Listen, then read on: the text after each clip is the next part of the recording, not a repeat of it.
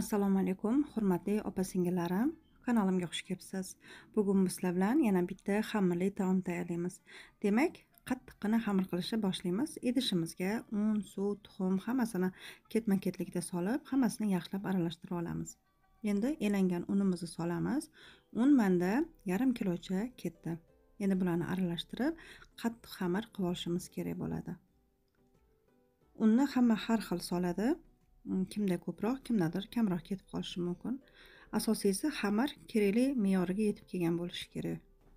Bu xamirimizni zuvala holatiga keltirib olganimizdan keyin ustini salofanlab yopamizda 10 minutdan keyin ochib yana bir marta mushlab, keyin yarim soatga qo'yib qo'yamiz. Umumiy hisobda xamirimiz 40 daqiqa dam olishi kerak bo'ladi.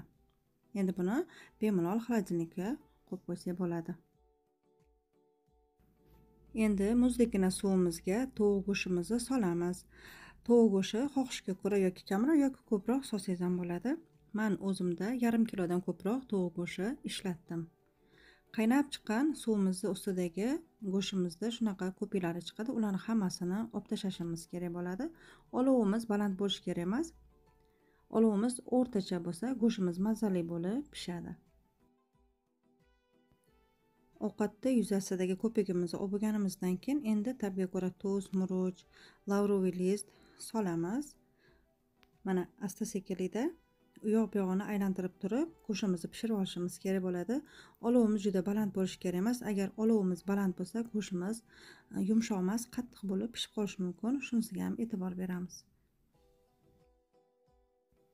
Go'shtimiz pishib tayyor bo'ldi. Endi bu go'shtni bir chekkaga olib qo'ysak ham bo'ladi. Go'shtimizni chekkaga olib qo'yganimizdan keyin ustini salofan yoki bo'lmasam sochiq bilan o'rab qo'yish esimizdan chiqishi kerak emas.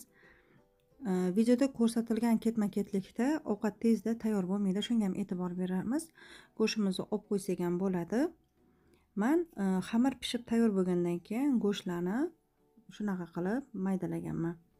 Go'shtimizni pishirib olgan suvimizni to'kib tashlamaymiz, chunki unda hali xamirimizni pishirib olamiz.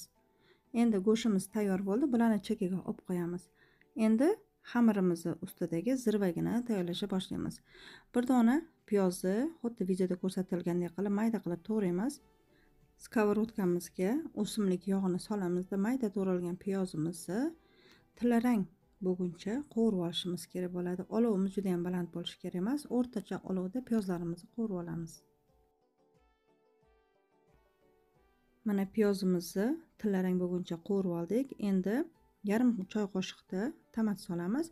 Xohishga ko'ra 2 dona pomidorni cho'rkadan o'tkazib olsak ham bo'ladi. U juda ham ovqatga maza beradi. Undan keyin tabga ko'ra tuz, murch solsak ham bo'ladi.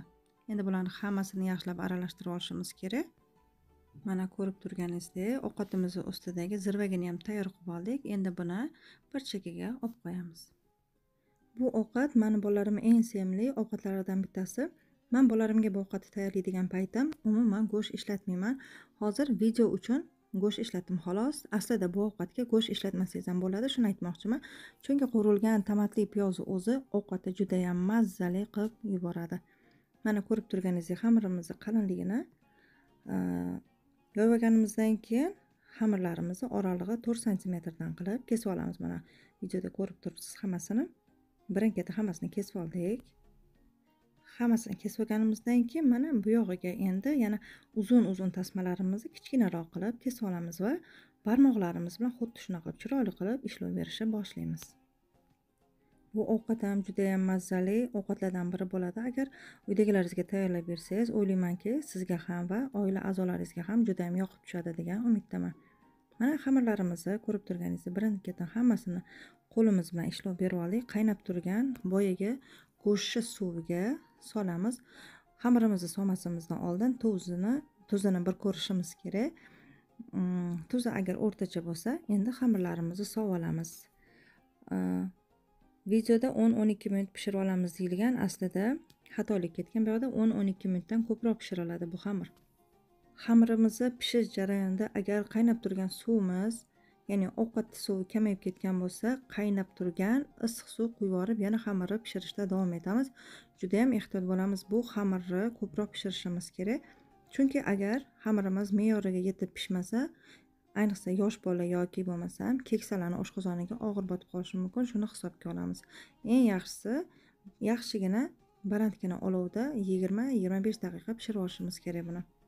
Xamirlarimiz pishib tayyor bo'ldi. Endi bunga boya qo'rib qo'ygan piyoz zirvegini solamizda hammasini yaxshilab aralashtirib olamiz. Keyin laganimizga solamiz va to'g'rab qo'ygan go'shtimizni ham ustiga chiroyli qilib qo'yamiz. Xohishga ko'ra mayda to'g'ralgan piyoz yoki ko'k piyoz bilan dasturxonga tortamiz. Ovqatimiz juda ham mazali chiqdi. Mana shu holatida ham yeb olsak bo'ladi, ovqati bemalol.